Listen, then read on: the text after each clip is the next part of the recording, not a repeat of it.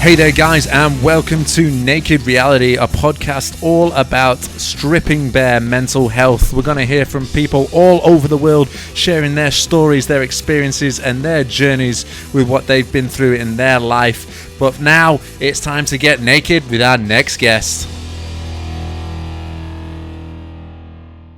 During all of our episodes in this podcast, we do cover sensitive topics. So if you or anyone you know is suffering with anything that we discuss, please listen to the end of the episodes where we can find contact details for us or support lines to help you with what you are going through.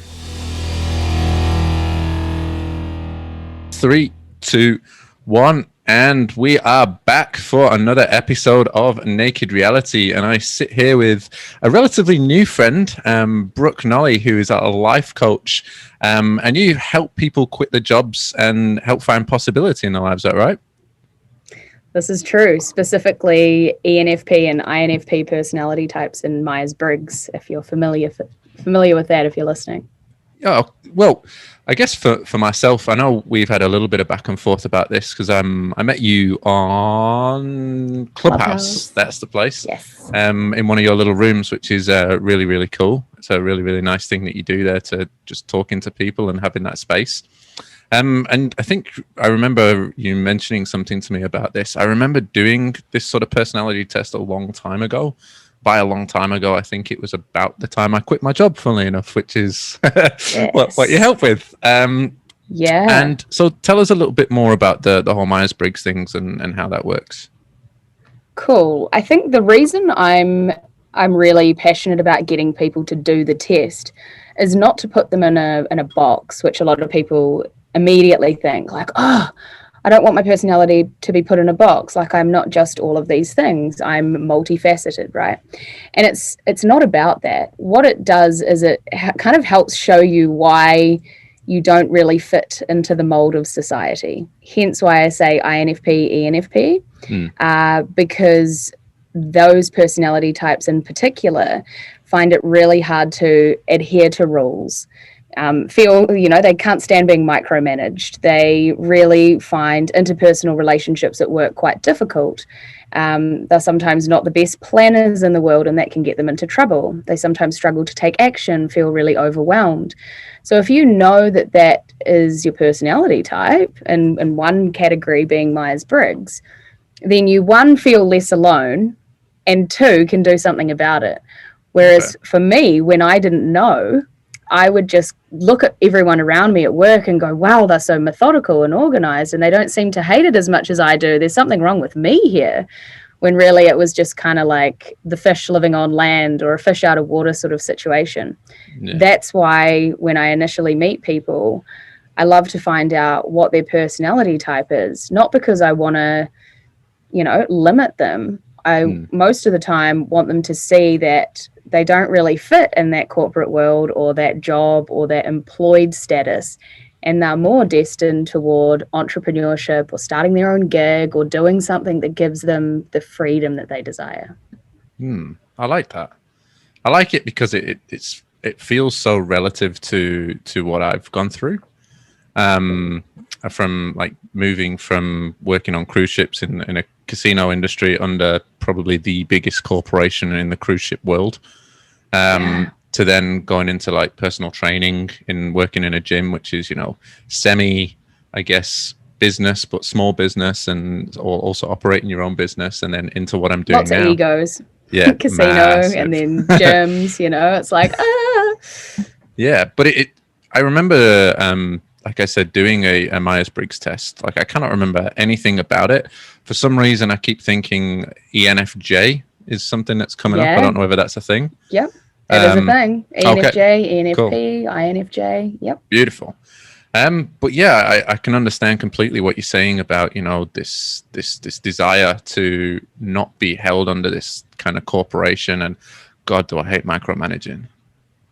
Yeah, and that's what it does is, ironically, when you feel like someone's watching you or when you feel micromanaged, there's a few things that happen, but one of the most prominent is you're afraid of fucking up. And so what do you do when you're afraid of fucking up? Well, you lose all trust, you lose all flow, and you lose the ability to believe that you can do something well. And so you're reinforcing that belief by potentially making a mistake, which, let's be honest, when we're micromanaged, we make a shitload of mistakes because we're in fear of like being found out, or we're frustrated that this person is continually on our case, which continues to reinforce the fact that we feel like we suck, or that we're not good at this, or we should have known better. But we didn't know what we didn't know. And it happens to be that influence, that top-down influence that creates this dynamic for us. And from that place, you kind of get fed up and you realize that you need to run your own ship. Yeah. But also from that place, once you run your own ship, you're still faced with all your own shit, because that micromanager, why did we allow them to micromanage in the first place? Like, why did we let them get to us in the first place? Oh, lack of boundaries. And then on it goes, right? The whole life of coaching, self-development space. Yeah. It really hits home, like in terms of what you're talking about. Does really seem like, you know, it almost seems like myself that, you know, you're talking to a previous version. Welcome to your own coaching session with me. Hello. Why, thank you.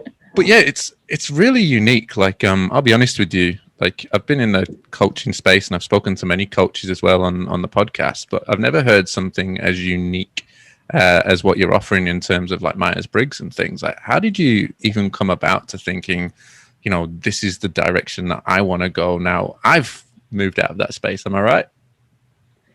Yeah, absolutely. Yeah. So for me, I am a very analytical person. So my Myers-Briggs type, ironically, is not ENFP, it's ENTP. And it's not because I'm pigeonholing myself, but I think the way that I think is very different to a lot of people. So I basically pull together a lot of data in my brain, and then I make calculated decisions based on that data. So maybe other people do that, I don't know, but that's how I came to the conclusion that, and this is through coaching a lot of INFJs, ENFJs, ENFPs, INFPs, lots of other personality types too, but they're the ones that tend to gravitate toward fitness, body. They've a lot of the time had eating disorders, men and women, struggled with suicide and mental health, highly ambitious, you know, needing to prove a point. And I just collected that data over time, and I started to collect it when I was in corporate in sort of early 2017 when I was at Dropbox. Okay. We did a course called the Enneagram, which is another personality test.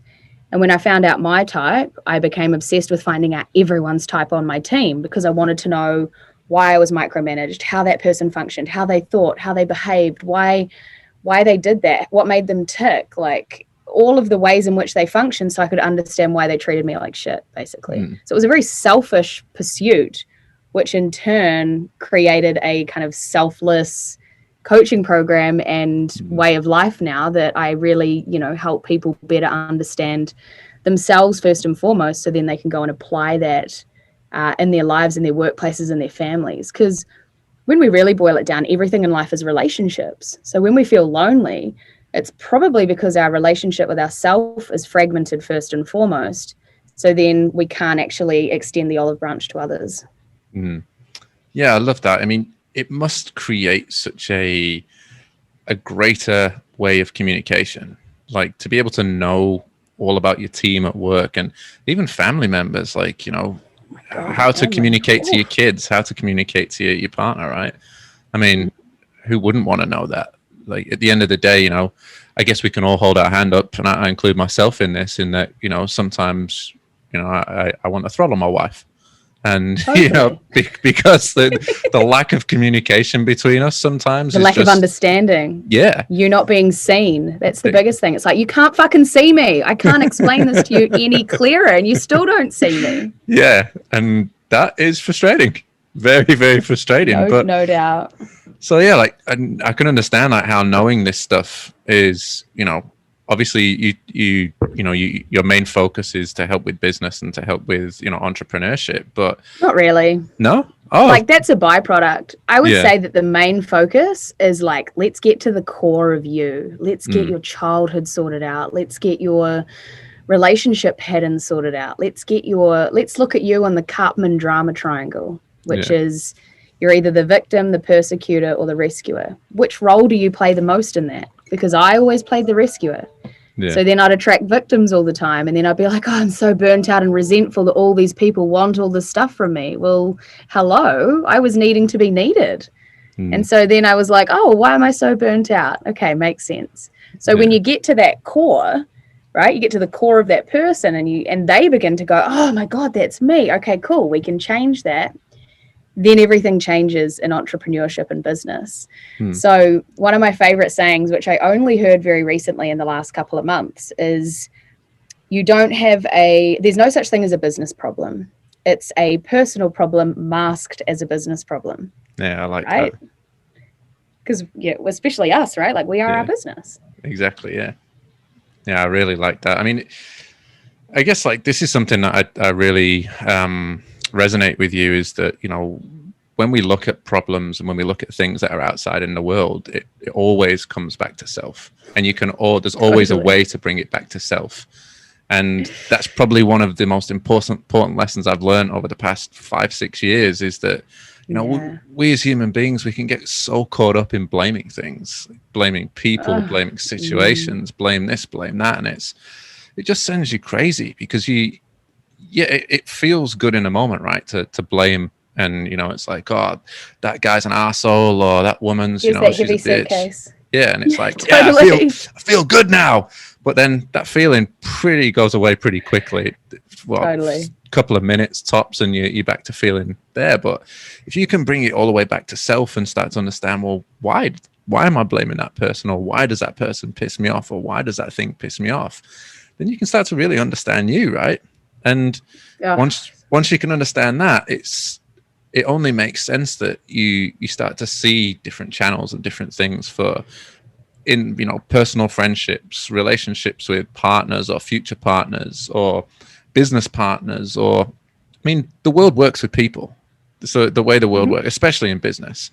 So the better you can understand yourself and how to communicate, it only makes sense that, you know, you're going to be a better partner or a better friend or a better business partner or whatever, right?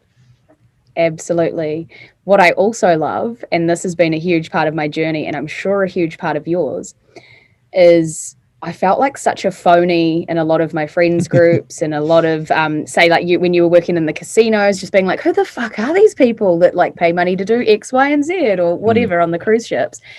And the more that you spend time with like your true self, right? Whatever that means, authentically you. We could go even a layer deeper and go, well, what is self, right? There's, you know, all of us are one, but let's kind of stick to the just self of you and I as separate people.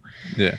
When we explored that, we realized, oh, well, Brooke is actually really interested in human behavior, psychology, understanding people's family relationships and dynamics. So she's going to read books by this author, and she's going to listen to this podcast that Joey's put out, and she's going to go to this beach to meditate because, you know, she needs some nature time. And before you know it, Brooke has created an environment that supplements her interests because she took that time to understand self.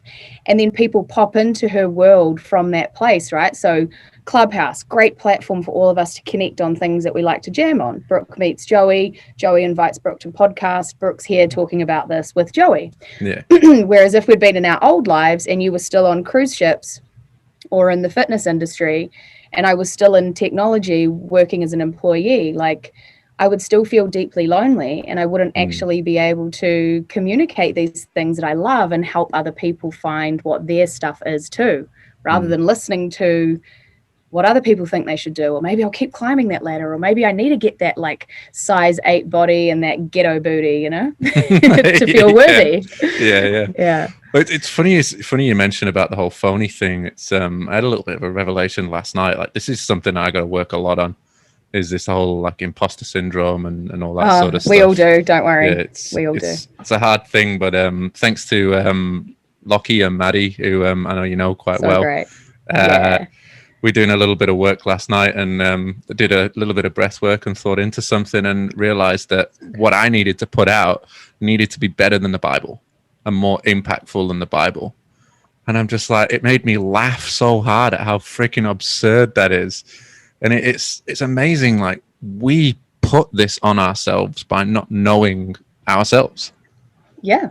Right. Yeah. And you can like breath work and any kind of somatic movement and, tantra, they all get you to a place where the mind doesn't make the decision, like the body or source or whatever makes the decision. And I feel like that's got to be kind of the ultimate truth that we get to experience in this body in this lifetime, right? Whereas when we're just continually thinking with the brain, we're really limited. But like, would you have thought of that hadn't you done the breathwork exercise? Yeah, no, not at all. that was like completely spontaneous. I don't even know where it came from, to be honest with you. It wasn't a thought. It was just bang. No, but that's what I'm meaning. It's just like a boom. Here's a download, and you can work with that, Joey. Like, here's an invitation. Yeah, it's beautiful actually. Like, it's really nice to know that, like, and to feel that. And I guess that's what this connection to self really brings us. You know what I mean? It allows us to really see these absurd things that we say to ourselves all the time. Like, I've never physically said that to myself, but I felt the pressure of what that's created. Like, I felt like, oh fuck, it's like I've got this thing that I want to do, and then it's like, how am I going to be bigger than this guy? Or like, how am I going to be as big as Tony Robbins? Or how am I going to be, as big as Jesus? It's like, what the fuck are you trying to be as big as Jesus for, dude? It's crazy. It's like, wait a second, you're self-comparing yourself to an invisible archetype? Like, I know, yeah. Yeah, I know. We all do it. Yeah. And that's when we've got to check ourselves, right? And that's when it comes back down to that mindset piece of like, you don't have a business problem. You've got a personal problem masked as a business problem, because when you boil it down and when you can check yourself and when you've got the right self-soothing strategies in place, you can get yourself out of those kind of whirlwinds quite instantly. And an example that I love to remind myself of is when we let ourselves off the hook. You've had a really busy week, like, don't worry about going to the gym, or you're super tired, like you've had 5 hours sleep, don't worry about doing the one eat the frog thing that you need to do in order to feel like you can relax. Don't worry about doing that, just go relax now. Yeah. So these are always the internal battles we have in our mind. So say Brooke goes and relaxes rather than eating the frog. I don't know if you know that concept, but it's just like, go do the hard thing. Yeah. Am I really relaxing? No. Because in my psyche, I'm like, I've still got that fucking thing that's becoming bigger and bigger and bigger. And now it looks like a mountain. And before that, it was a little tiny speed bump. So I think when we really learn to train the mind and understand how our ego or our shadow self loves to trick us, then we can actually live a far more authentic life and pull ourselves out of the trenches a lot quicker, so the trenches don't get deeper and deeper and deeper. Yeah, I like that. I really like that. And it's funny, one thing I noticed, like, the more coaches I speak to on the podcast, it's becoming a really big, well, in fact, a lot of my guests seem to be coaches at the moment. One thing I'm starting to notice is this understanding and this education. It's not something you've like just gone read from a book or anything like that. And I know the same thing goes for me. It's like, this is lived experience for you, right? You've figured this out through your own journey. Like, the only reason that you're here is because you've solved something or are currently solving something throughout your past, right? Absolutely. I feel like as humans, we're not actually human. We're just problem solvers all the time. We're pain avoiders and problem solvers. So we avoid pain by solving problems and we solve problems to avoid pain. Yeah. That's a very good way of looking at it. It's like, okay, cool, quit your job because I'm in so much pain right now in my job. I need to quit. So like, I'm going to solve that problem of being in pain at my job. And, it's always solve the problem, run away from the pain, solve the problem. Yeah.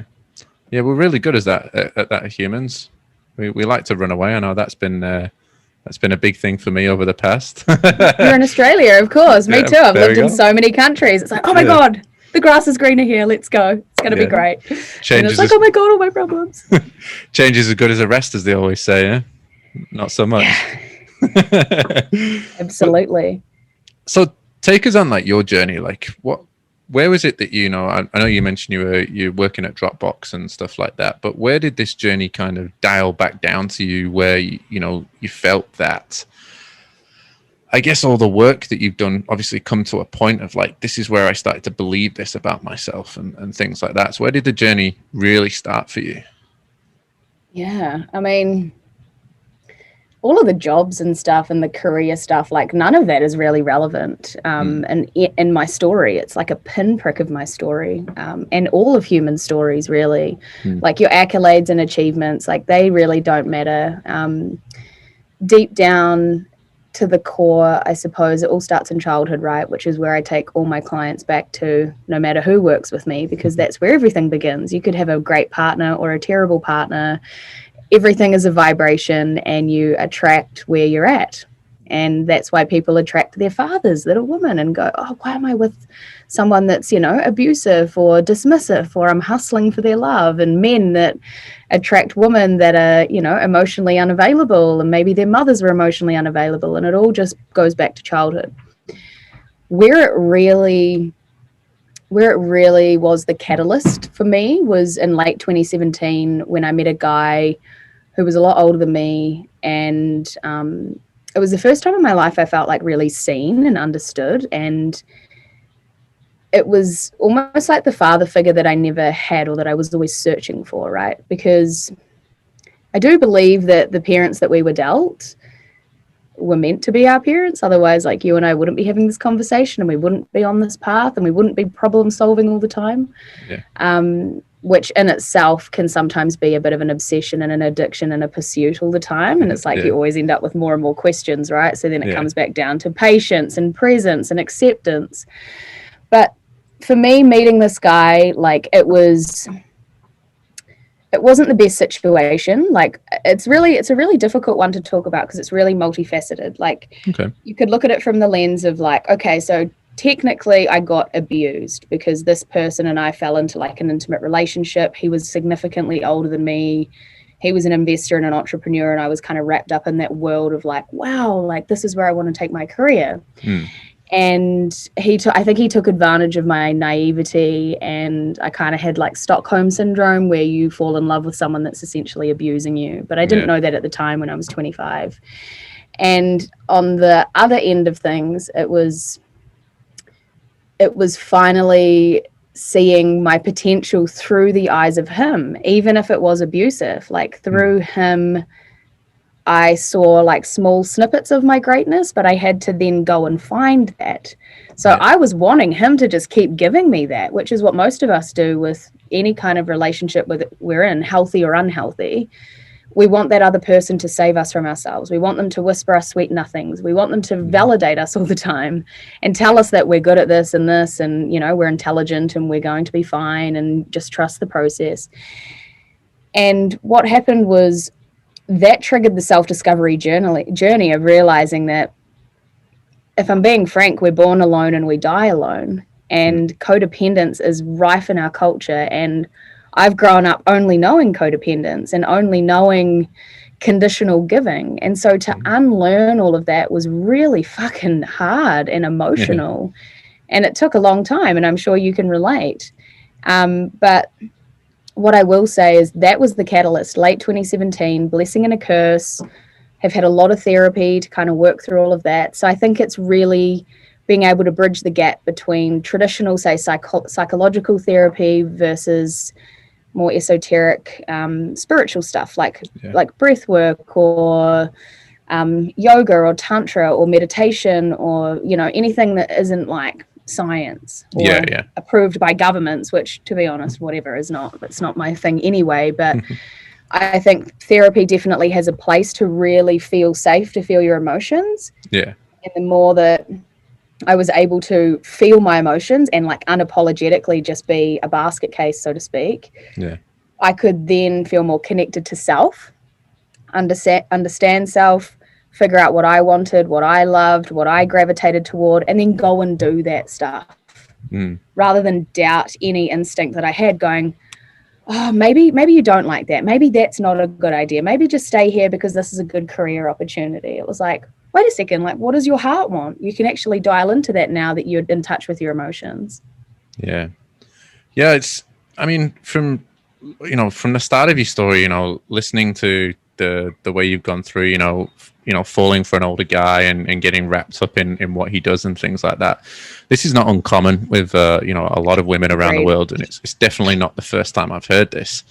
especially even on the podcast, I've heard this before. It's, what is that? What is it like to go through that? Like, what does looking back at it, what sort of things were you feeling around that time? So what that's a great question. What was I feeling around that time? I was feeling like an imposter. And for those that don't know what an imposter is, in my work, was just feeling like I wasn't meant to be there. I just got lucky all the time. I'm just such a lucky person that I happened to fall into this job because I can talk the talk, but really if they really found out who I was, they'd be really disappointed and they'd fire me. So I had really low self-worth, and that's what happens. Women with low self-worth fall for men that have money or that have power or wealth or whatever, because they don't believe they have that power within them to be self-sufficient.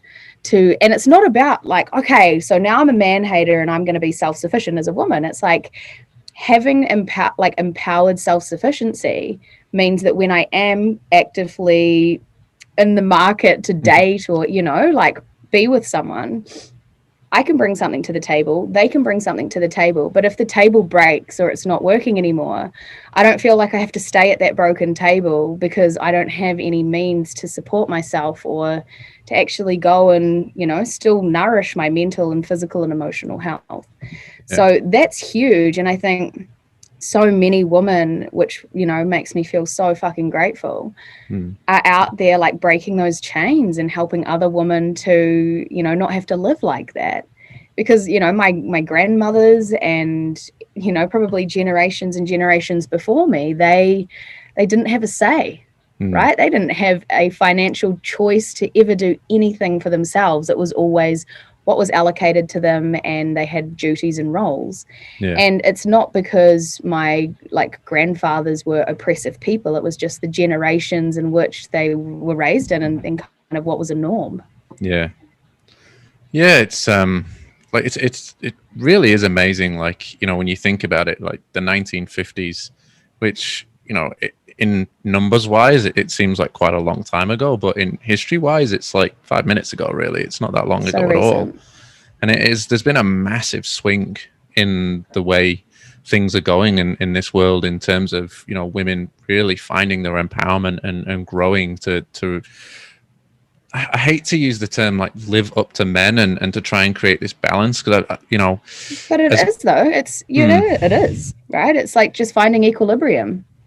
But I prefer to think of it as more like just finding who they are as people and knowing that they've got that ability to do that regardless of thinking about competition. They're not in this to be, I want to be as good as a man or I want to be better than a man. It's like, I just want to be me. And now I live in a world that I'm able to do that because we have the freedom to do that. And that's just as apparent for any man as it is for any woman. It's there's when you're balanced, right? And that's an equilibrium in itself. Yeah. Yeah. So you mentioned, when you got into this relationship, you felt, you were feeling low self-esteem and things like that, and you're having this imposter syndrome with work. Like, where did that all come from? Like, obviously, with that being the starting point to this relationship that you're in, was that something that you figured out was from childhood or from teenage? Yeah, absolutely. Yeah. It all comes back down to you're 0 to 7 years old. Is your 0 to 7 is your most influential years as an infant and as a child growing up. And 0 to 7 is the time that you see how normal or, whatever you think is normal or functional people operate in the world. Yeah.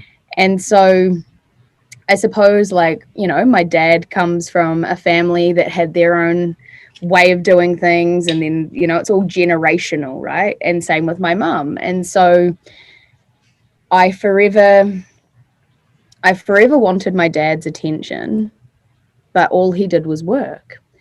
But in hindsight now and sort of understanding him more, understanding myself more, I see that was, part of his love language, because his idea of being a good family person and being a good father was to provide financially and to work as hard as he could to make sure that we had everything that we needed. And, you know, of course, a child is going to come along and test you on everything that you believe is right. And all I wanted was his time. I'd want him to just play with me and spend time with me and interact with me and have conversations with me. Yeah. And the one thing that I desired was the one thing that I never received. And I think that's all part of the lesson. As you get older and as you mature and as you figure out what it means to be an adult yourself, you realize that everything is perception, even if you are a child, because everyone's just doing the best they can with what they've got. Even if that person is super abusive, or even if that behavior is absolutely totally unacceptable, I do have this belief, and it might be totally naive, that most people are just out there doing the best they can, and sometimes they just don't cope very well.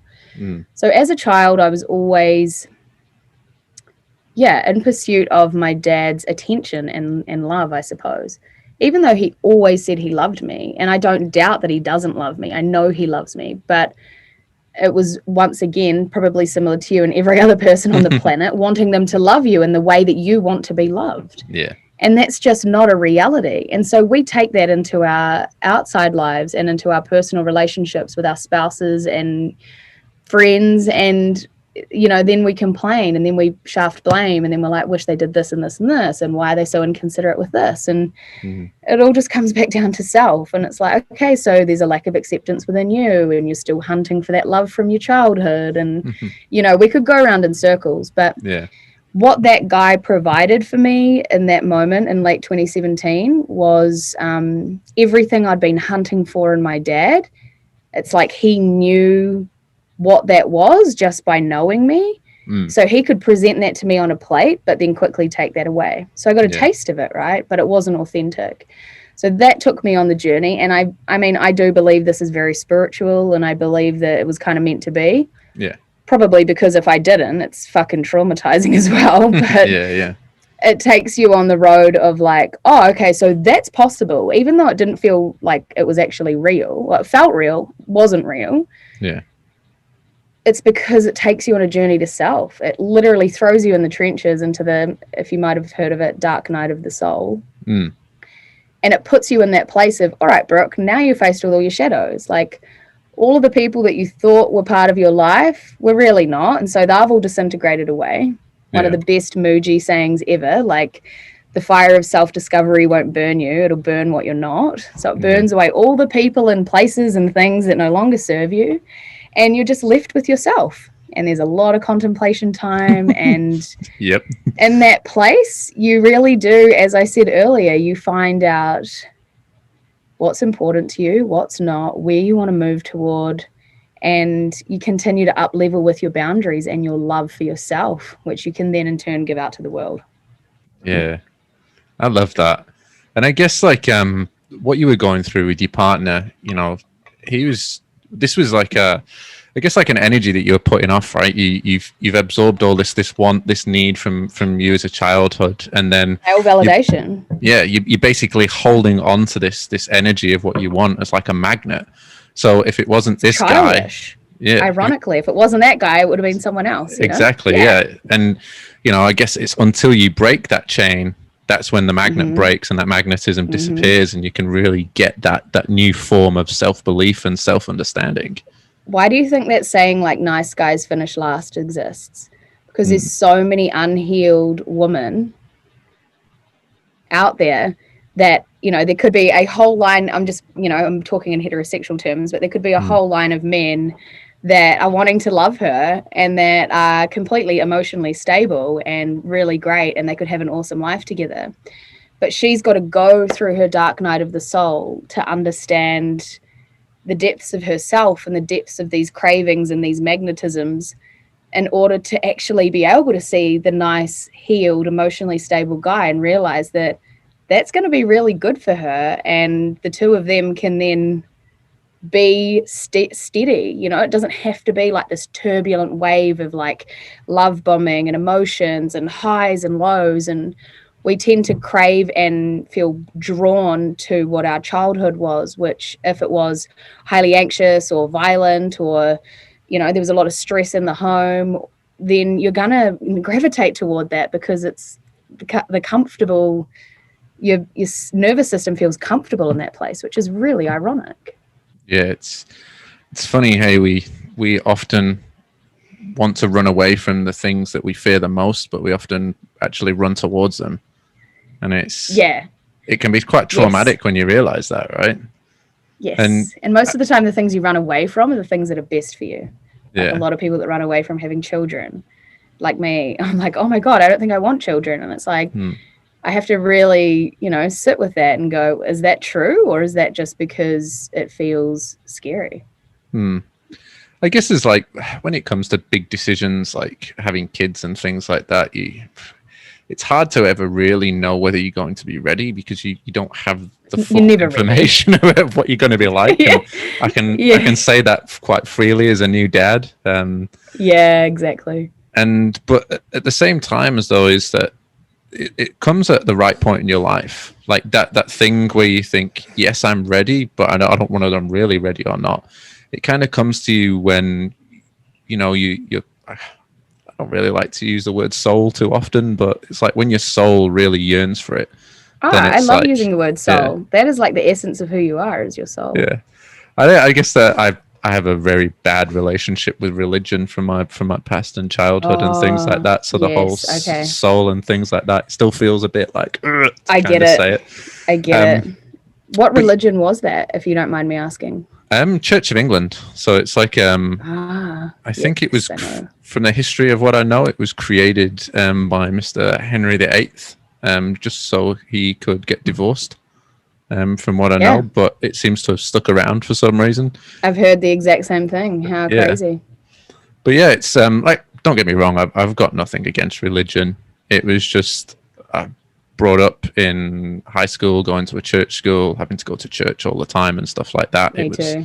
It was when it came to the end of it, I was just like, this is bullshit. Like religious studies every week, being forced to read the Bible and stuff. And it's just jammed down your throat until finally you're free. And it's just like, I've had so much of this. I don't want any of it anymore. Yeah, and now I get that.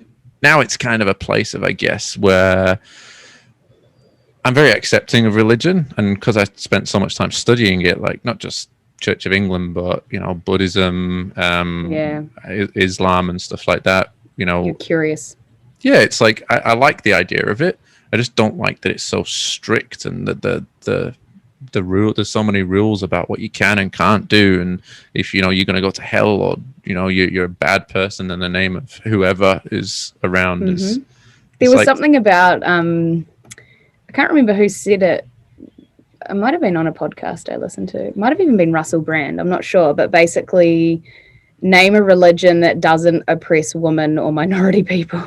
And it's like, when you actually look at it like that, you're like, okay, so it's not the religion that's the problem, it's the constructs that people have created in the name of religion that has got out of hand, like Chinese whispers, and now people take it to be, gospel truth.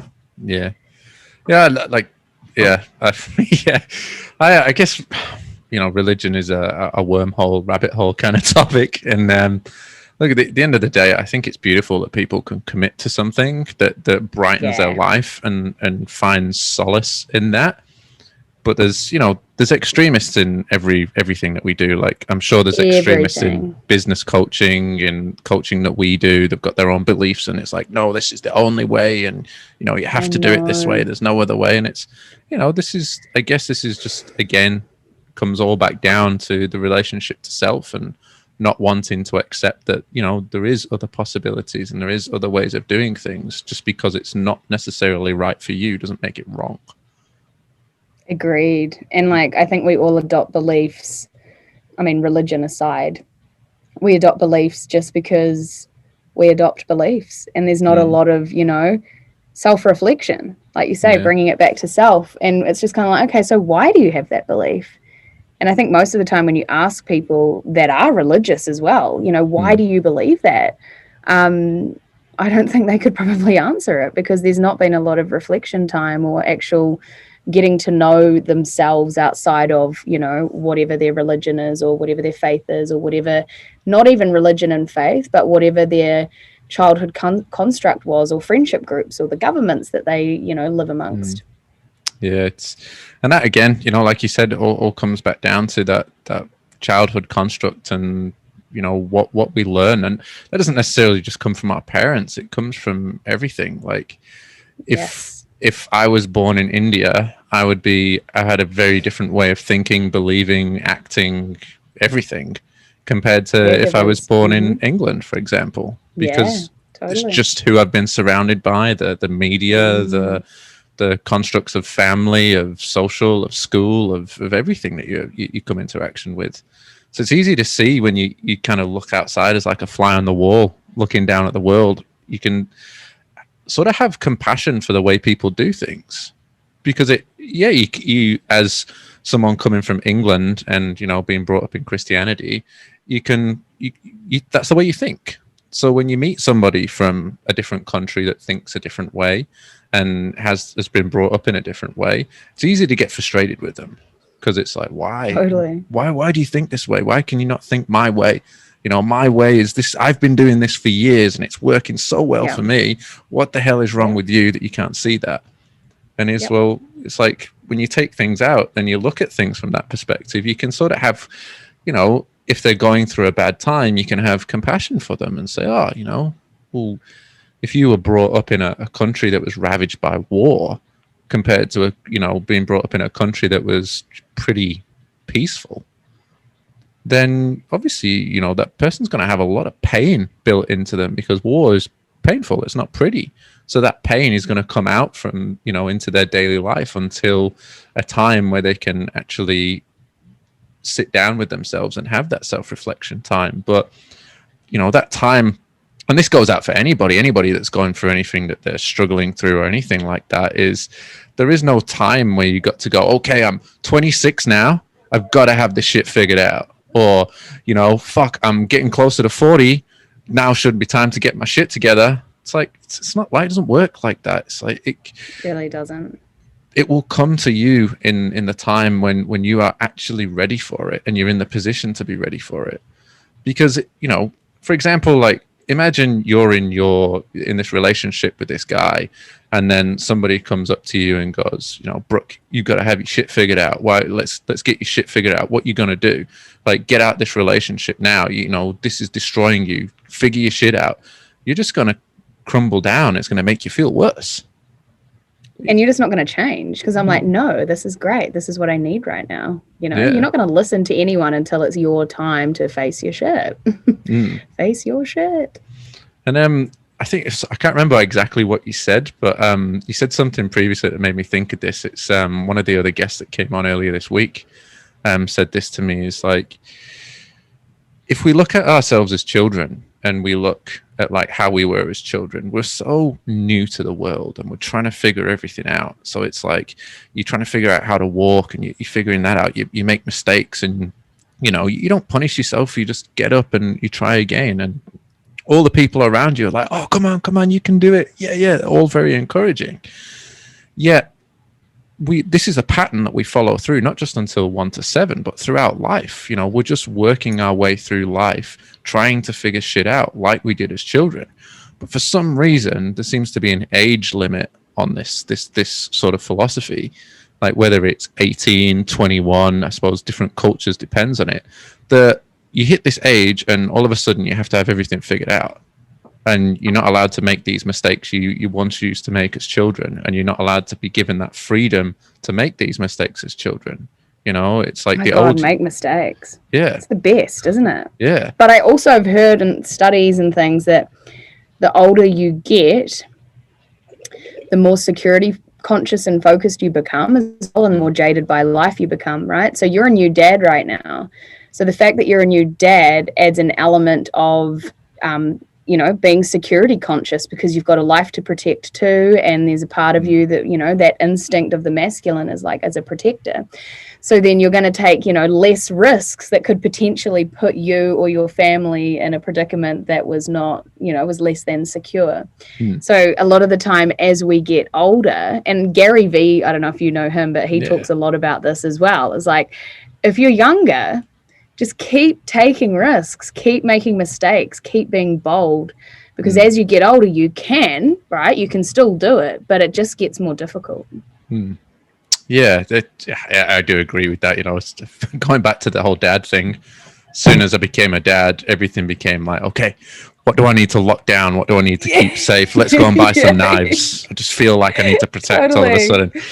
And it's, I can completely get that. And it's funny, like, I'll be honest with you, Brooke, you know, I'm very new onto this. Like, I've done a lot of self-development, but it's been very logical sort of self-development and personal development, whereas I'm very new to the sort of spiritual side. So I'm sorry if I'm just totally speaking in gibberish. No, I'm understanding it, and I love all this new information because I started to open up to it a bit more. Like I'm just learning about human design and things like that at the moment, which is what is fantastic. Your human design? I am a generator, 4 to 6 generator. And I'm a generator too. Yeah. My definition is to respond, which apparently means I'm supposed to be really good at hosting podcasts, which is fantastic. That's my what is it called? Function or definition? Yeah. I learned it off this girl. I've got her coming on the show in a week or so. She's called Phoebe Kun, and she uses human design to teach you how best to market your business. So it's where best to speak from, which is really, really, really cool. But yeah, it's a whole new journey. And one thing that I've started doing recently is trusting that, you know, part of this human design is that I have to listen to my sacral response. So use my intuition and wait for this yes or no, rather than thinking about the future or thinking about the past. So I just did a little bit of breath work and just had a nice man bath with my man candle, and love that. Finished the bath, and I feel the urge to write. And I started writing, and all that came out is all this information about how everything comes back to self, and everything comes back to this point of self. And I thought, wow, this is fucking awesome.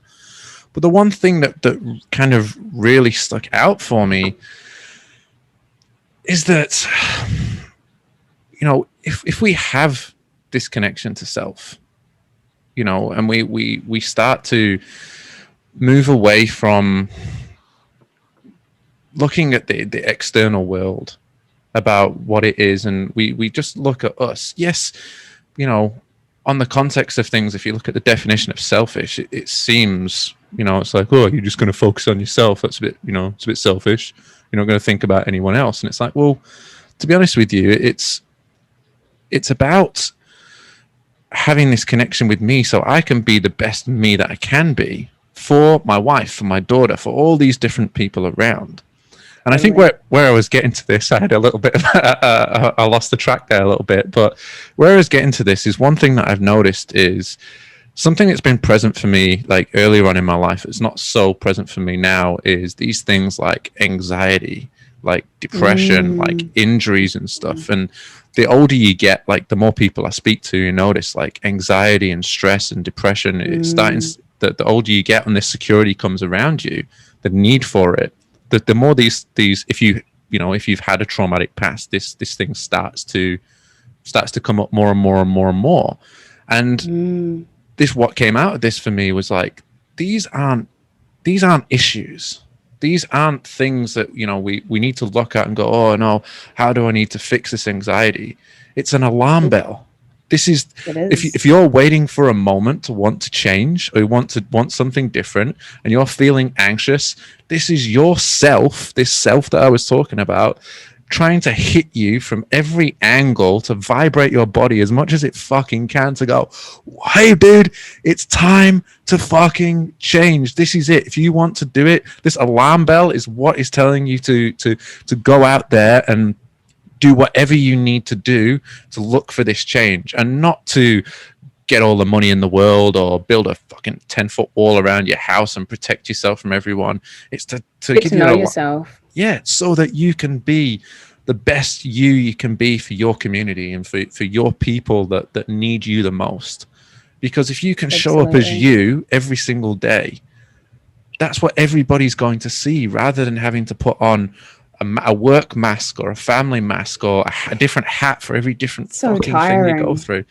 Matt, it's tiring talking about it, let alone... Isn't it? I'm like, oh God, I'm glad that's over now. Like, And I think we band-aid everything. So it's like, and I speak a lot about this in the coaching that I do as well. Just when I'm communicating with my audience on Instagram or Clubhouse, just saying, you think the problem is your anxiety, your overwhelm, your chronic fatigue, your gut health issues, your irritable bowel syndrome, your sore lower back, like your aching shoulders, your migraines, name, insert pain or insert excuse, essentially. And I'm saying this from a place of actually deep compassion, because so many people experience pain and suffering. We all do. And I get that. And I'm not minimizing the pain that you feel.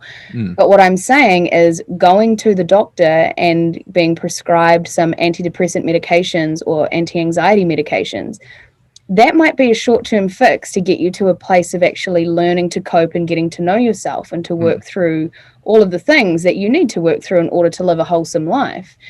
But that is not a long-term fix. And the longer that you stay on these medications, I'm not a doctor, by the way, but this is just my opinion. The longer you stay on these medications, the more reliant you become on them. And then the more fear is generated from a place of already pre-existing fear, because anxiety and depression come from places of fear, right? Yeah. So then if you're dependent on a medication, you're more in fear that if you don't take the desired, dose of that medication, that you might slip back or regress into a really dark place. Whereas imagine if you could get yourself out of those places in time through more natural methods like breath work or getting coaching or going and seeing a talk therapist, like a clinical psychologist, or allowing yourself to get in nature, saying no to things that you don't want to do.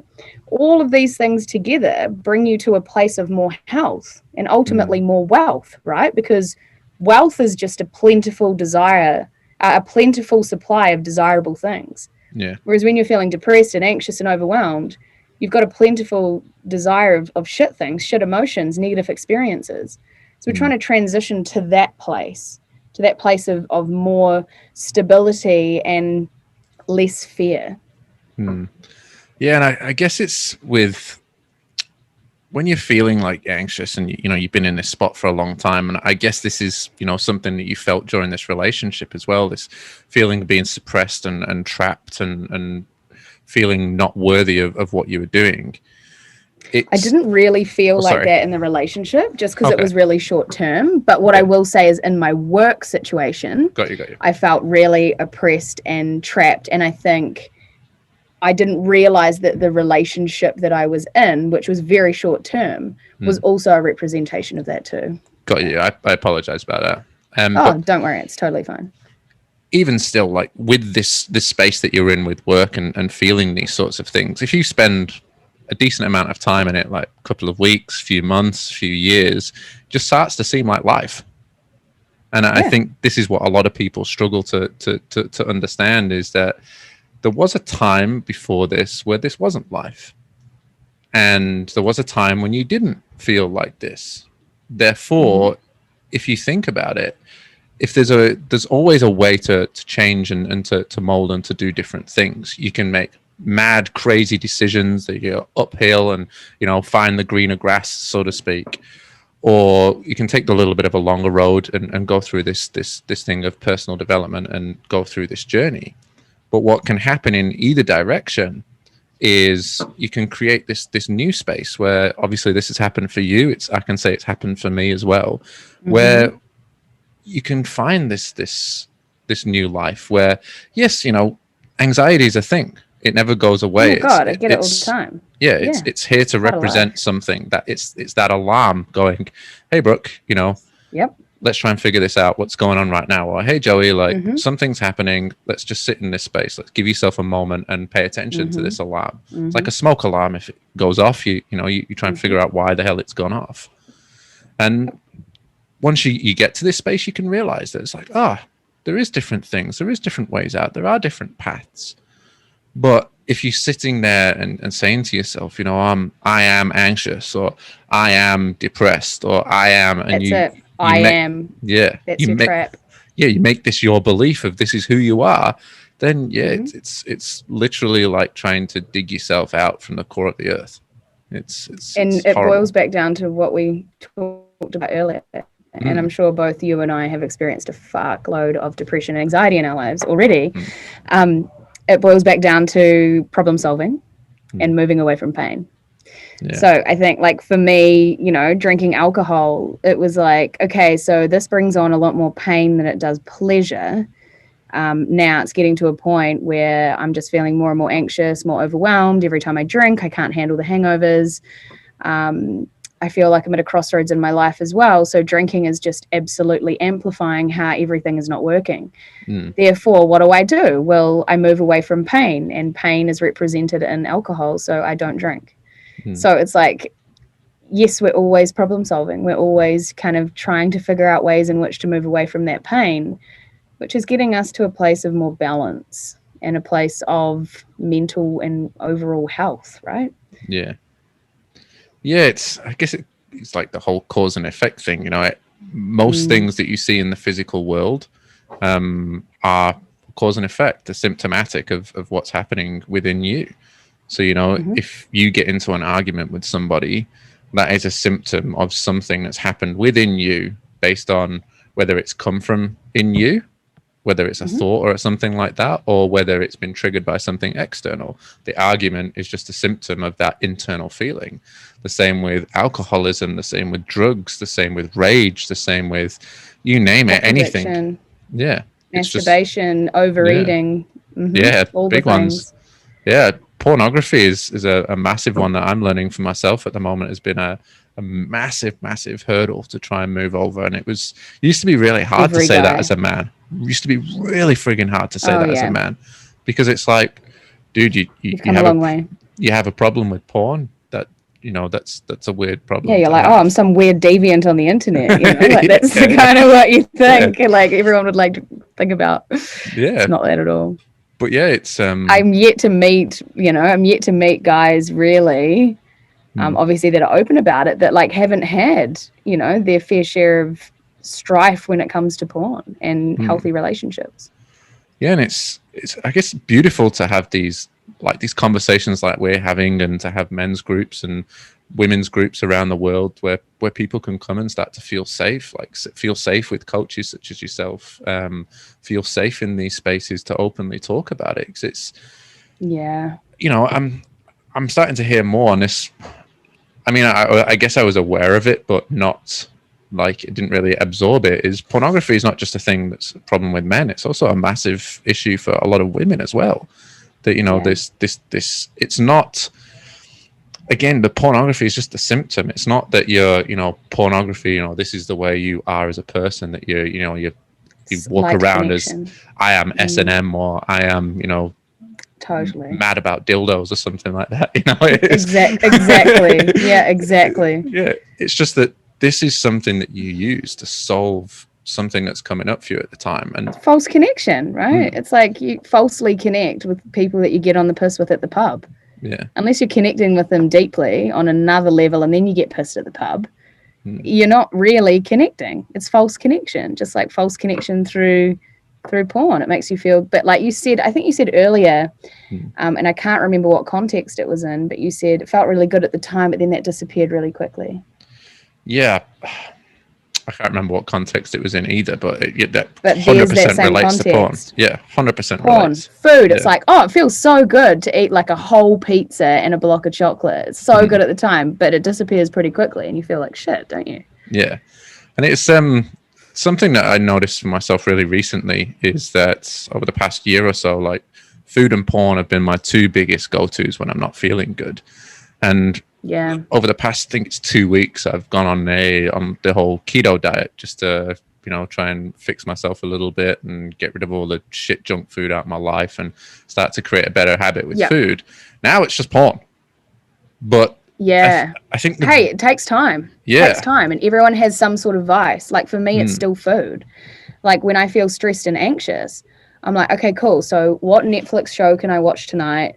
What Uber Eats am I going to get? Like, I'll go to the IGA and I'll get like a kombucha and some dark chocolate and some chips. And like, I've got it all mapped out in my head as to like how I'm going to treat myself. And, you know, it's like, sure, like that might seem like a kind of minor thing, but when we go to those places, we know that there's something that's not being felt. We know that there's something that's not being processed or addressed. And you know what?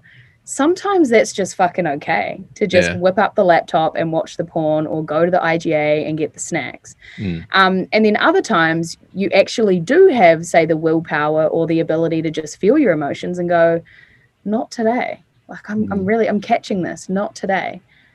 But it takes time and it takes small micro baby steps, right? It's not like, okay, cool, no more porn ever. Laptop down, never looking at it again. Like it's like someone addicted to heroin and then it's like, no, never again. Yeah. You know, it takes time. Yeah, it does indeed. And I think something that I found for myself, and this is not just with the porn thing, it's just with food as well, is that just to stop and ask myself the question is like, am I ready to walk away from this? Or am I strong enough to walk away from this at this moment in time? Sometimes the answer is yes. Okay, what can you do instead? You know, let's go and do a self-love meditation or go for a walk, remove yourself from the environment.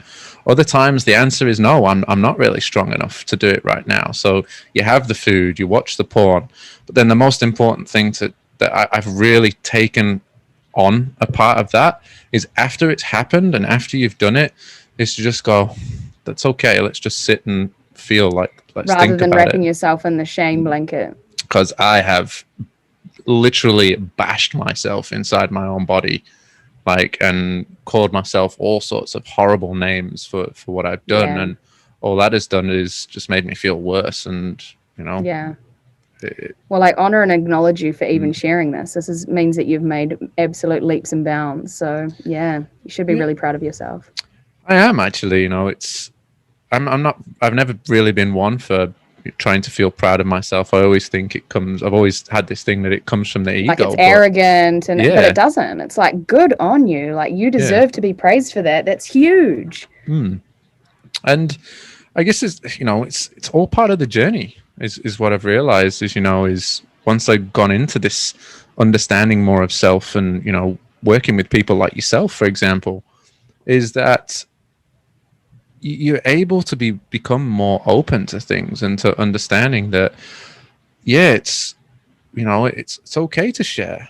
You know, people are going to have their opinions, but so long as you understand yourself a little bit more each time and how that makes you feel and what you do with it from there, and you're making the right choices for yourself, it makes the next time you share a little bit more easier.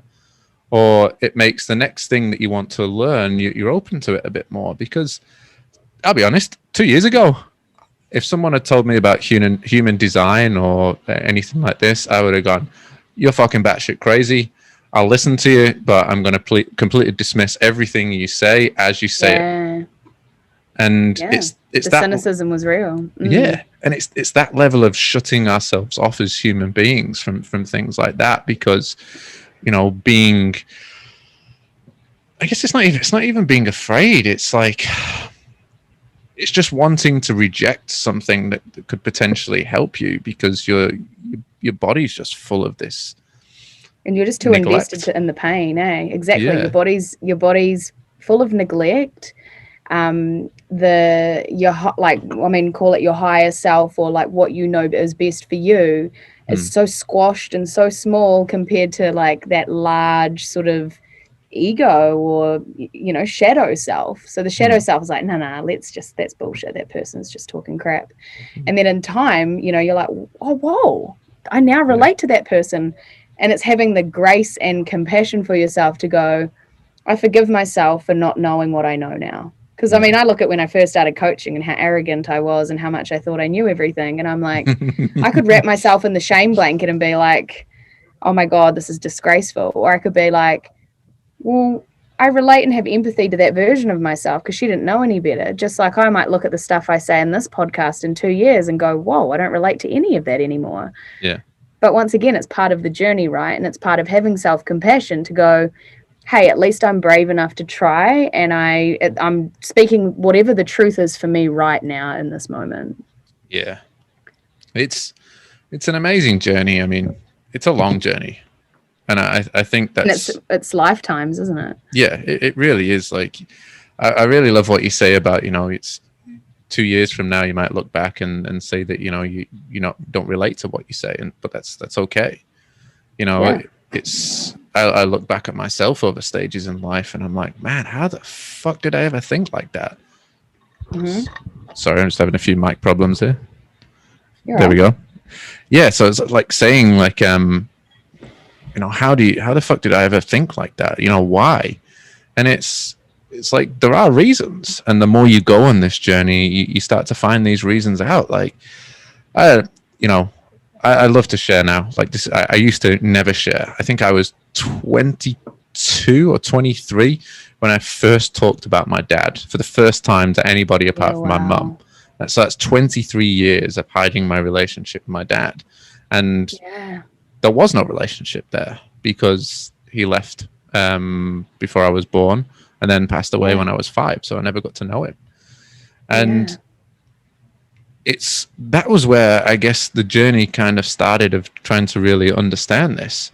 And I remember a few months later, I was talking to someone, to a girl that I met at the time, and she was asking, you know, do you never want to know anything about your dad? And at the time I was like, nah, don't want to know a fucking thing about him. I hate him. He fucking left me. He's an asshole. I don't give a fuck. The resentment was real. I feel real that. anger to the point where, you know, just months ago, and this we're talking now, I'm 35 now, so this is 12, 13 years on this journey.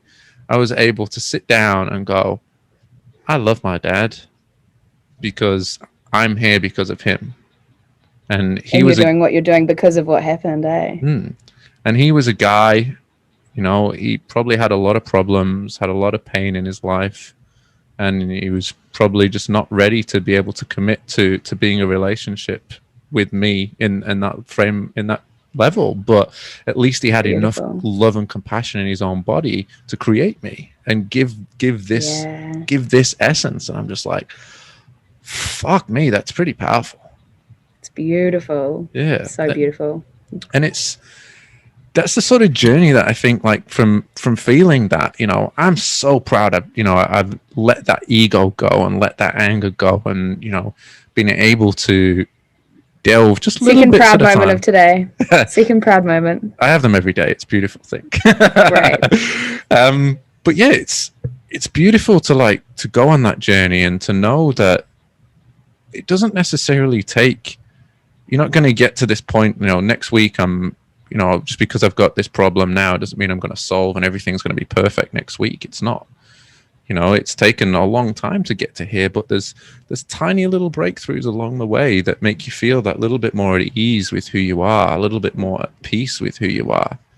And I think that's the beautiful part of a journey like yours, like mine, you know, that if you can have compassion for that person that you used to be and the person that you are now, not only does it make you realize that you can have compassion for yourself for the rest of your life, but it means you can have compassion for anybody around you and anything that anybody's going through. And this may be a big statement, but I honestly believe it's the recipe for real peace.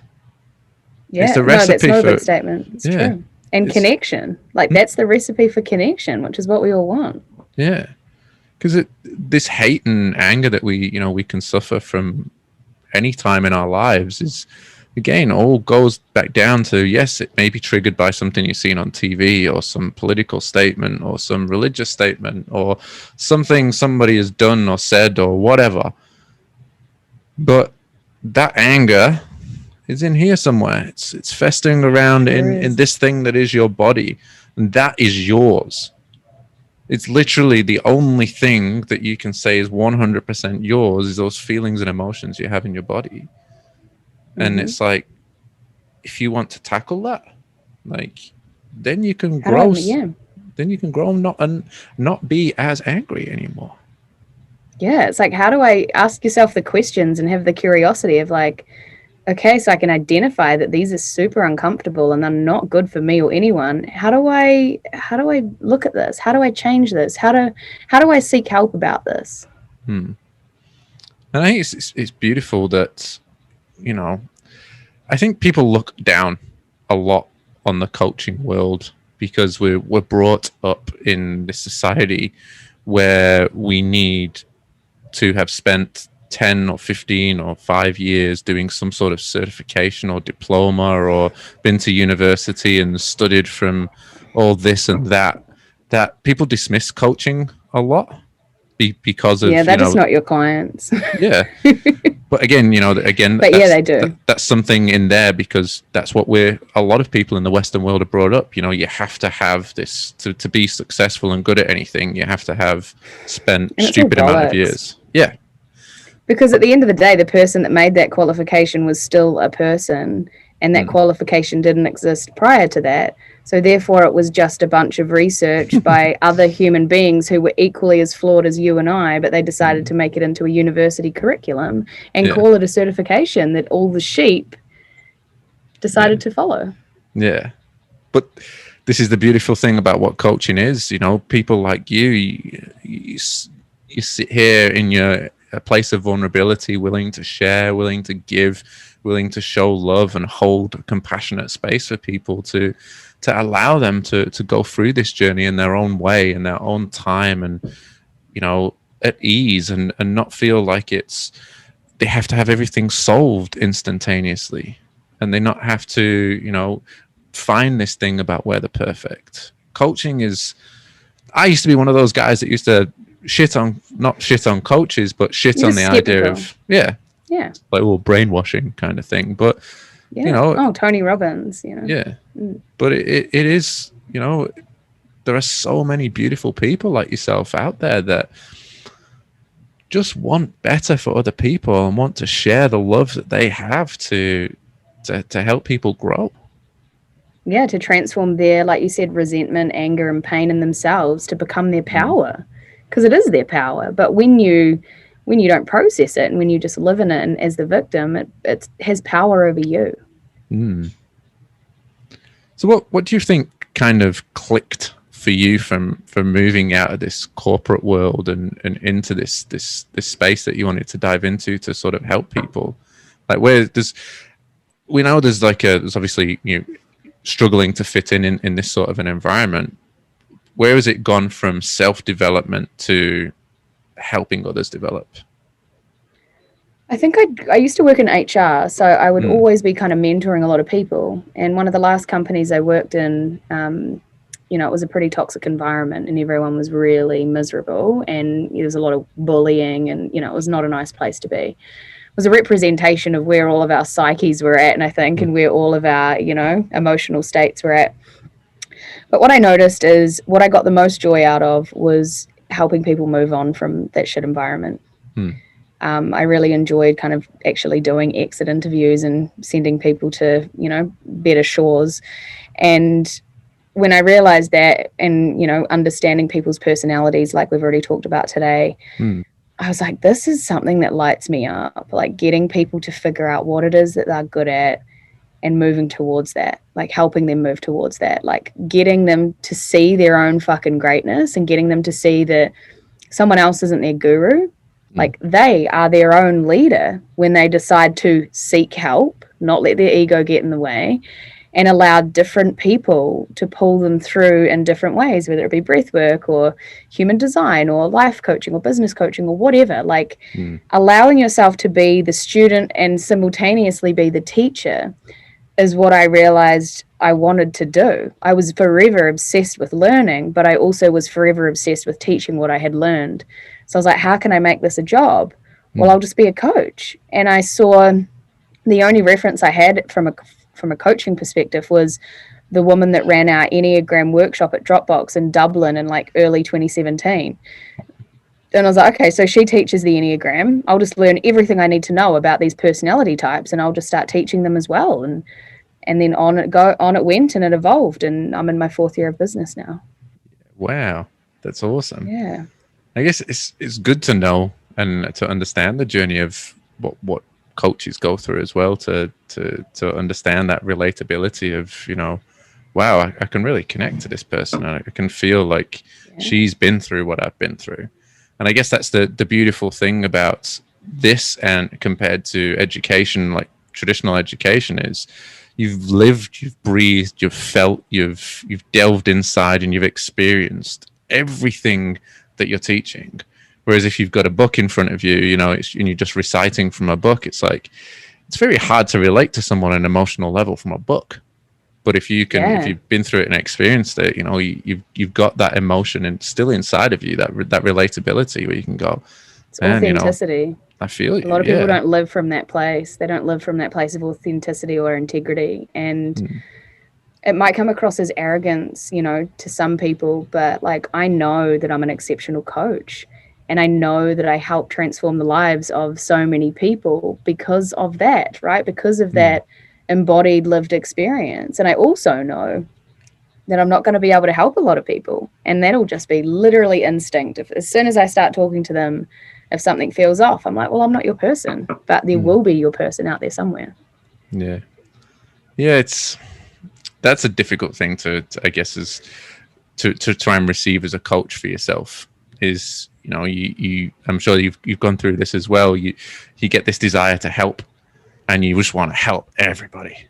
Like literally, like everybody that comes to you is like, yes, you're the client for me. I want to help you because you want my help, and you're asking for help, and it's so easy to get drawn into that. But I guess like with your business, what's really interesting is because it's quite unique, using a specific form of understanding about the way people think and humans as in general.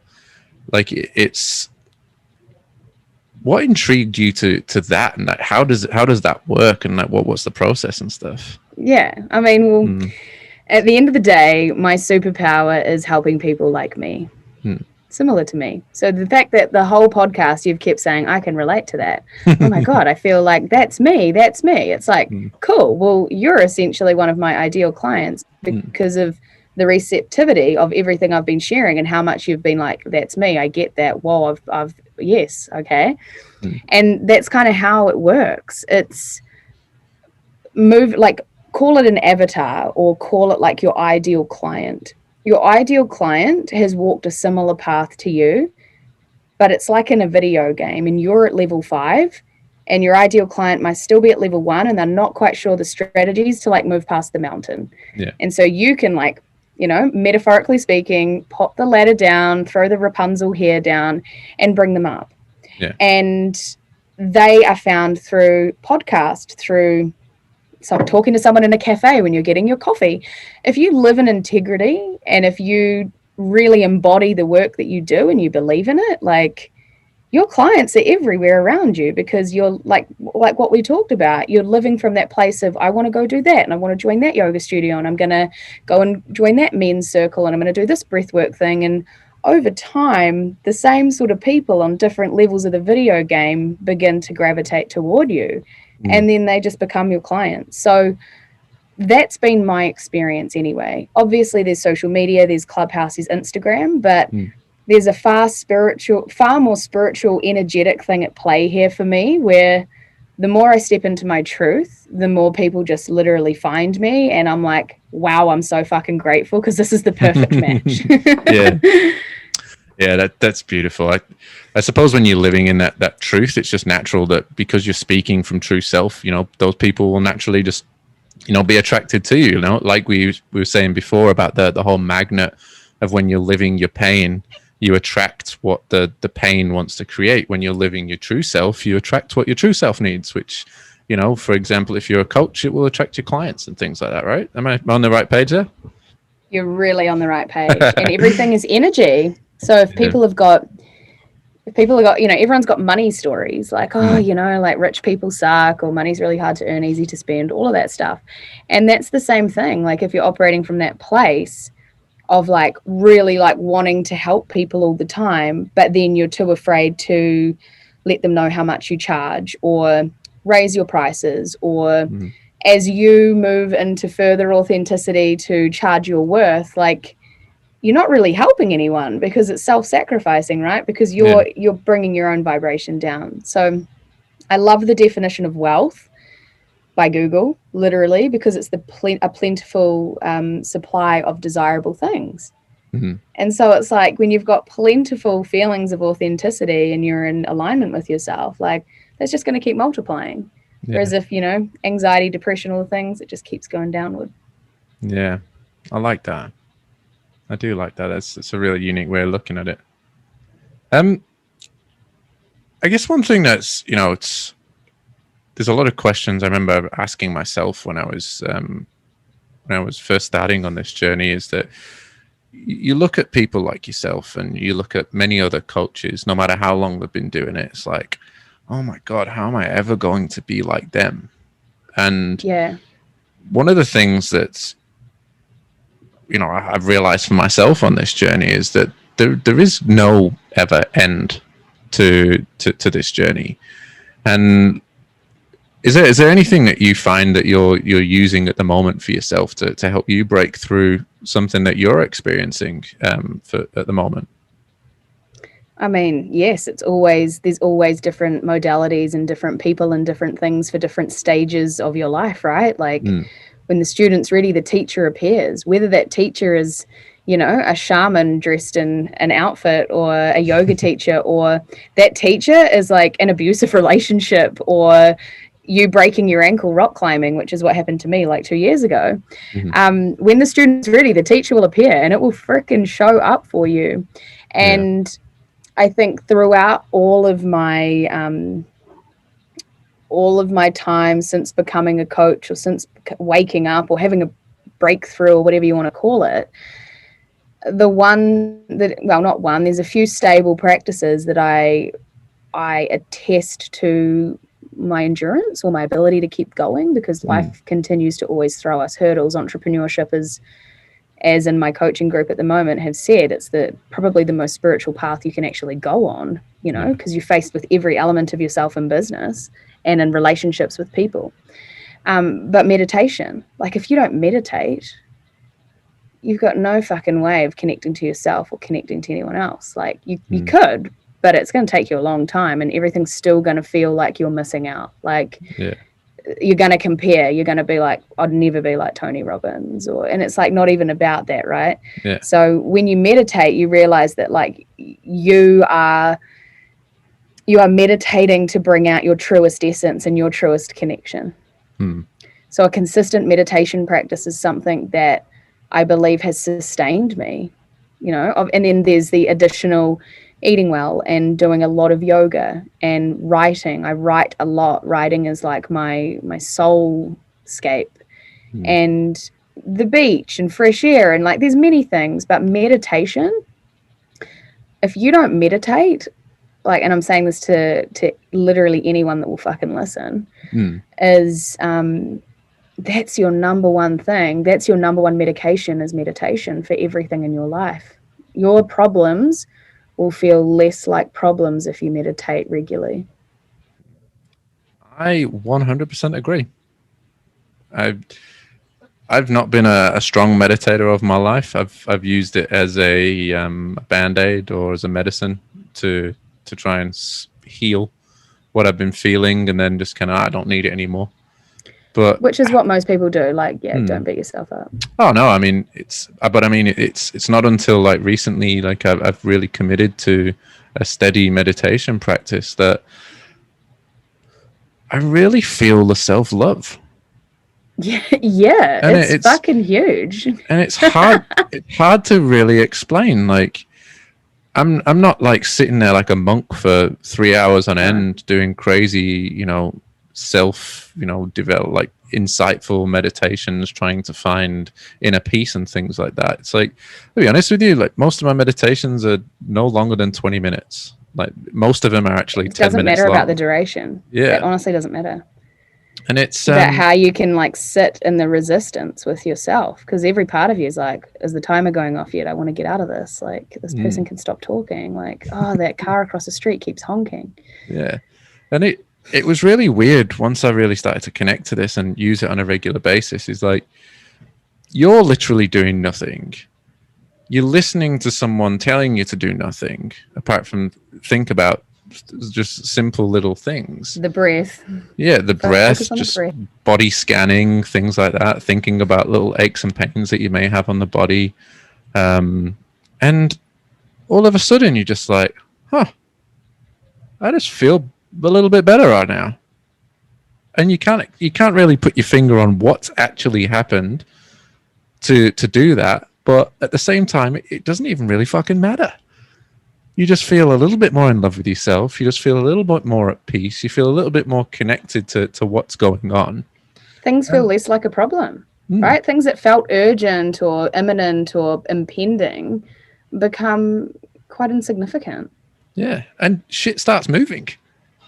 Like, not literally, but yeah, exactly. It's like it replaces coffee. Yeah, it's amazing. Like, just from sitting down for 10 minutes and having a little bit of time by yourself to go there and to go in that depth. I suppose there's a big stigma around meditation in the same way that there's a stigma around yoga. Is it's for people that are hippies or like to dress in very loose. You know what's ironic? The stigma around it is the people that don't do it. So who fucking cares? Yeah, let's get them on board to do it. Otherwise, like, your opinion is not welcome around here.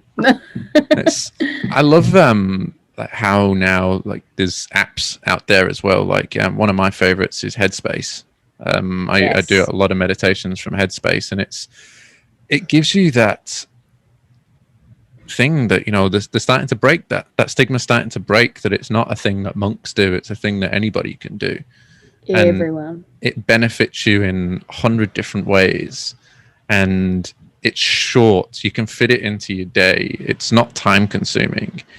It can be done. It's a shower for the mind. Yeah, it's so good that the world is moving in that direction, to know that things like little bits of self-care like that are available for anyone, for everyone, literally at any time. And that you don't feel like you have to go on a retreat. Yeah.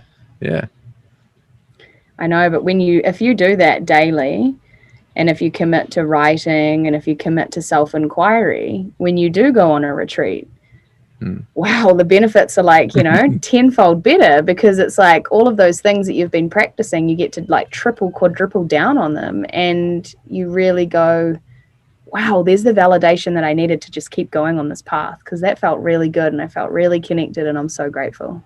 Funny you should say that. I had that experience on Sunday. There you go. I had this regular connection with meditation and breath work and writing as well as yourself. And I don't know whether you know Tim Morrison, but I went to... I've heard of him.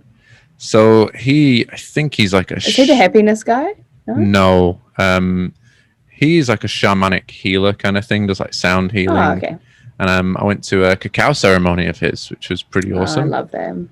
And to say that this guy is phenomenal, he can play 17 different musical instruments that most people wouldn't even consider playing. Like, he was playing the didgeridoo, he was playing the tambourine, he was playing drums, he was playing windpipes, he was playing harmonica, guitar. It was phenomenal all the time while you just sat there in this meditative state. The music gets your emotions as well. Ooh-wee. Hey, you just and it's thinking about all this, because all the stuff that that we do, like the meditation, the breath work, the journaling and stuff like that, it just made the transition to becoming relaxed so much easier, and then to connect to these things that you've had on your mind and you've been feeling, it made it so much easier as well. Like, it was I don't know, like, I know it wasn't real, but I had a conversation with my granddad. And why is that not real though? I mean, it's not real in the physical essence. Like, I wasn't totally face to face in real front of him. For you, right? Yeah, I think it's like, that feeling was there, like, and it felt fucking amazing. And there's no such thing as real, because there's too many things that are represented to us all the time that are not coincidences and that just can't be explained. Therefore, like, reality is subjective, in my opinion. Yeah, 100%. And it's like you said, it's absolutely beautiful. Absolutely beautiful that, the heart openers, the tears, it's just like you're almost just clearing out years of junk.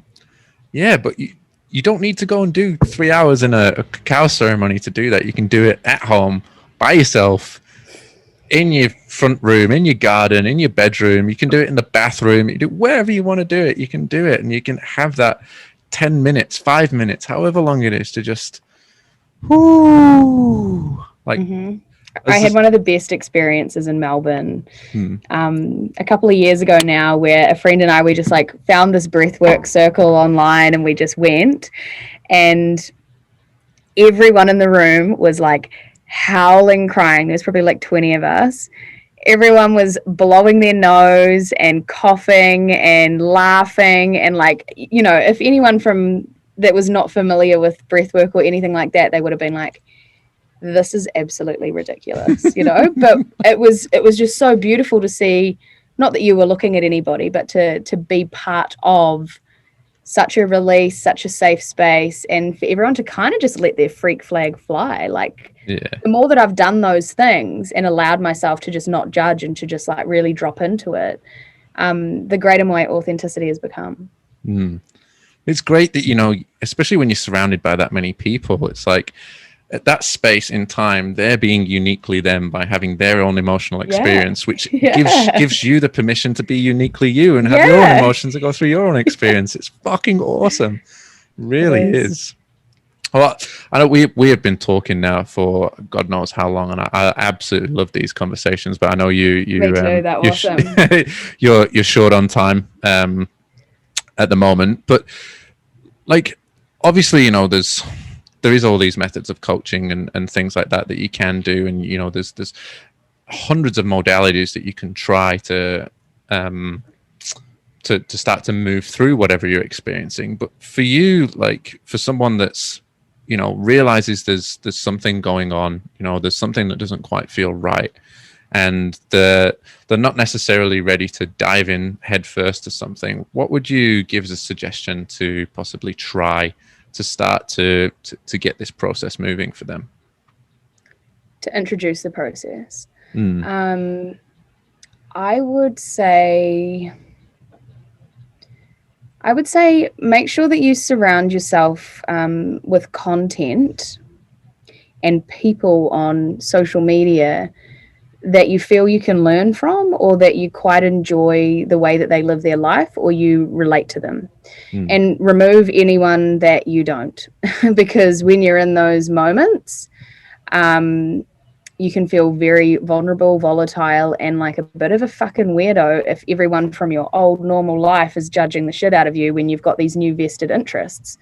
So eliminate the old kind of followers and people that don't feel resonant anymore. Follow people that are doing and gravitating toward what you want to do, and just start meditating. And the rest will follow, because that person that you're following will be offering a free challenge, or they'll have a downloadable guide for you, or they'll share some wisdom in a video, and you'll be like, whoa, okay, I'm the student, here's the teacher, this is clearly meant to be, whoever it may be, human design, life, whatever.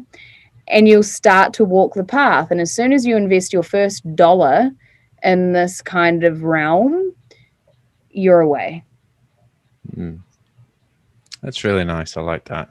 It's nice. It's a very gentle approach. And I think that's kind of what's needed in this. You know, you don't necessarily want to go and dive in head first to things.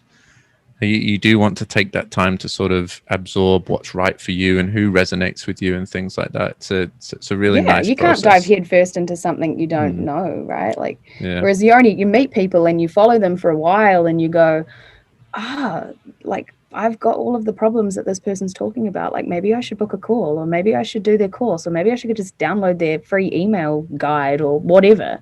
And it just takes time. But once again, students ready, teacher appears, whatever that teacher looks like, you know, abusive relationship coach, psychologist, whatever. My psychologist came about through one of my clients. One of my clients went and saw the psychologist in Melbourne and said to me, I just went and saw the psychologist, not sure if he resonates. His name is X.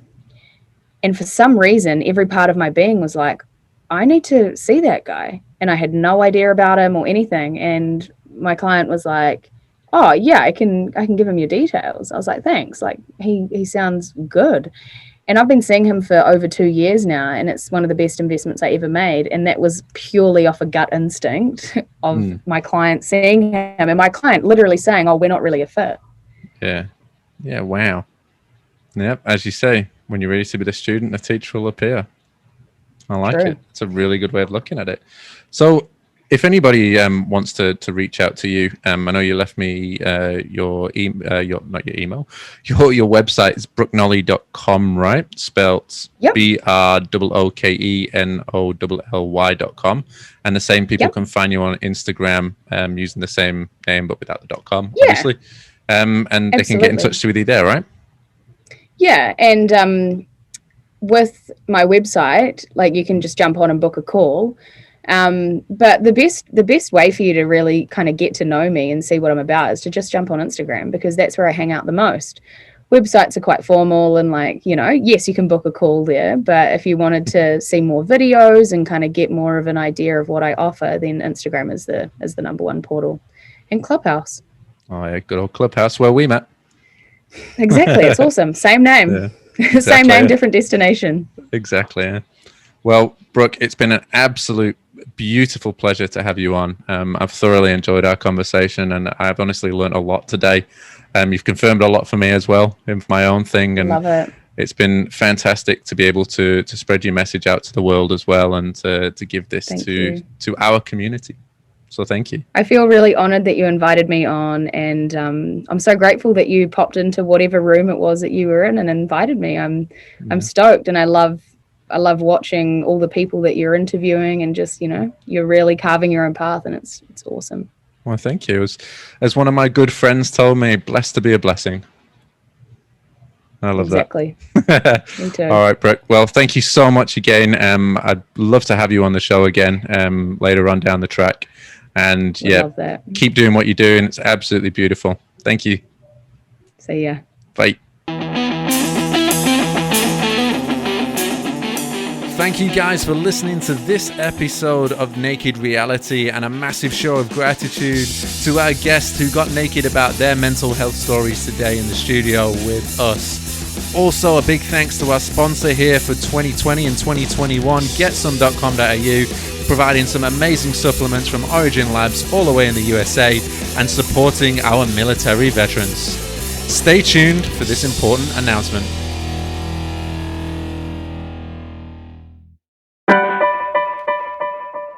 For anyone listening that's in need of any support for any reasons for their mental health, please contact Beyond Blue on 1300 224636.